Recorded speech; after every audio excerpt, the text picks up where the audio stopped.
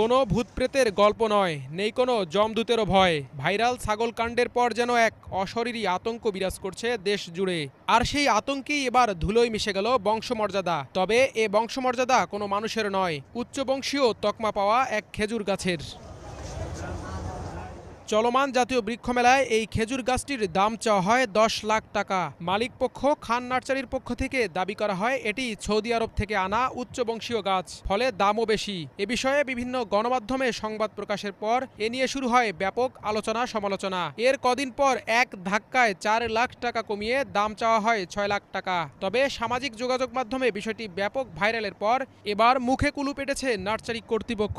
ওই গাছ নিয়ে বলতে চান না কোনো কথা, সিদ্ধান্ত নিয়েছেন উচ্চবংশীয় তকমা দেওয়া ভাইরাল খেজুর গাছটি আর বেচবেন না। প্রতিষ্ঠান লেগে চারা বেচের লেগে আনছি, তার প্রতিষ্ঠান সৌন্দর্য লেগে মেলা সবাই দেখুক, সবাই আনন্দ করুক, একটা গাছ আনছি খেজুর গাছ।